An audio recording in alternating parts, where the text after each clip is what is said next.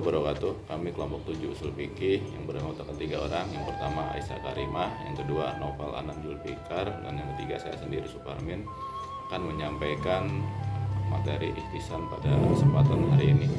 Yang pertama mengenai pengertian akan disampaikan oleh Noval Anand Zulfikar.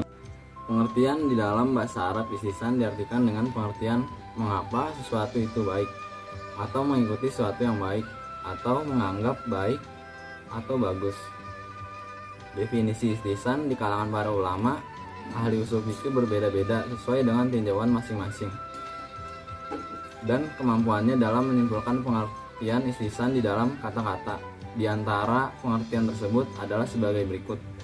1. Menurut Al-Basnawi, bahwa ihtisan ialah meninggalkan keharusan menggunakan kias dan berpindah kepada kias yang lebih kuat, atau mentaksis kias dengan dalil yang lebih kuat dari kias tadi. Menurut An-Nafsi, bahwa ihtisan ialah meninggalkan suatu kias menuju kepada suatu kias yang lebih kuat atau dalil yang berlawanan dengan kias jali. Menurut Abu Hasan Al-Qari, bahwa ihtisan ialah perpindahan seorang mujtahid di dalam memberikan hukum dalam suatu masalah, seperti yang sudah diberikan hukum padanya, kepada hukum yang berbeda dengan hukum yang sudah ditentukan tersebut, karena ada segi yang lebih kuat dari hukum sebelumnya, hukum pertama, sehingga menyebabkan perpindahan dari hukum tersebut, hukum pertama, kepada hukum yang selanjutnya atau yang kedua. Ihtisan pada akhirnya, ihtisan dengan segala bentuknya adalah mengalihkan ketentuan hukum syara dari yang berdasarkan suatu dalil syara kepada hukum lain yang didasarkan kepada dalil syara yang lebih kuat, karena prinsip ini yang jadi substansi ihtisan. Maka pada hakikatnya tidak ada seorang ulama pun yang menolak keberadaan ihtisan sebagai dalil syara. Selanjutnya mengenai dasar hukum ihtisan akan disampaikan oleh Aisyah Karimah.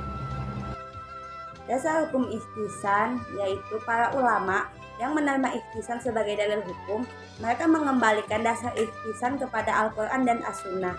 Berikut salah satu firman Allah dalam Al-Quran yang berbunyi, A'udzubillahi minasyaitonirrajim.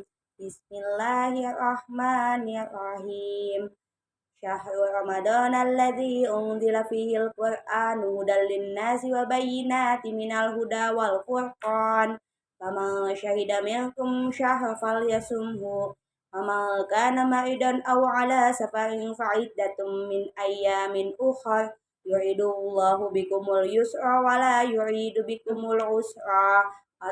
Milu iddata wal tukabbirullaha ala ma hadakum wa la'allakum tashkurun, yang artinya Allah menghendaki kemudahan bagimu dan tidak menghendaki kesukaran bagimu. Quran Surat Al-Baqarah ayat 185.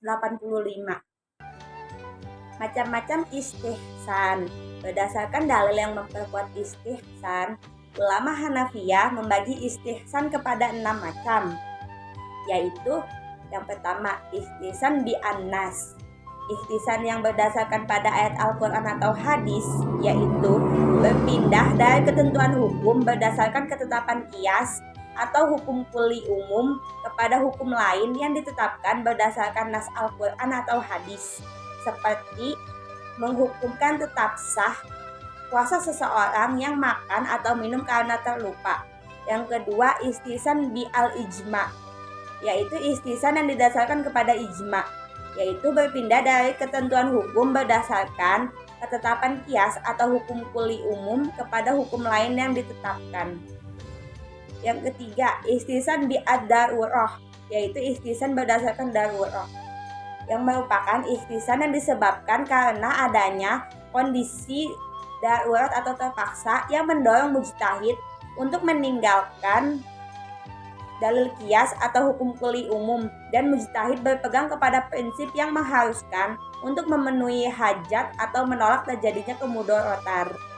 Yang keempat, ihtisan bi al-urf, ihtisan berdasarkan adat kebiasaan yang berlaku umum, yaitu berpindah dari ketentuan hukum berdasarkan ketetapan qiyas atau hukum kuli umum kepada hukum lain, karena adanya urf yang sudah dipraktikkan dan sudah dikenal dalam kehidupan masyarakat. 5. Ihtisan bi al-maslahah, yang merupakan istisan berdasarkan kemaslahatan, yaitu berpindah dari ketentuan hukum berdasarkan ketetapan qiyas atau hukum kuli umum kepada hukum lain. Karena adanya kemaslahatan dan kemanfaatan yang lebih besar yang dapat diterima oleh dalil syar'i. Yang keenam, istisan berdasarkan qiyas al-khafi. Istisan berdasarkan qiyas yang sama, yaitu memalingkan suatu masalah dari ketentuan hukum qiyas yang jelas kepada ketentuan qiyas yang sama, tetapi keberadaannya lebih kuat dan tepat untuk diamalkan. Materi selanjutnya adalah penerapan ikhtisan di era kontemporer yang akan saya sampaikan sendiri. Selanjutnya akan kami sampaikan materi tentang penerapan ikhtisan di era kontemporer, yaitu mempersyaratkan hak khiyar bagi orang ketiga yang tidak ikut berakad jual beli atau bai.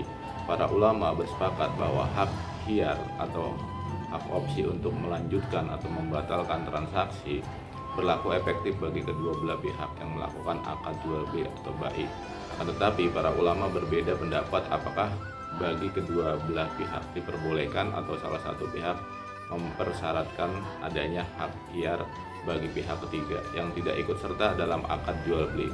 Mazhab Hanafiyah, Malikiyah, dan Syafi'iyah berpendapat bahwa mempersyaratkan hak khiyar tersebut hukumnya adalah boleh dan persyaratan yang dinyatakan itu berlaku efektif.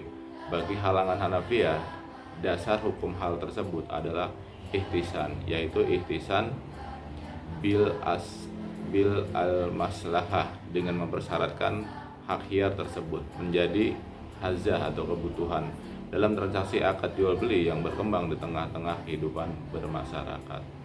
Di kalangan ulama Malikiyah dan Syafi'iyah, dasar hukum hal tersebut ialah qiyas, yakni qiyas yang notabene substansinya sama dengan substansi ikhtisan di atas, tetapi mereka tidak menamakannya ikhtisan.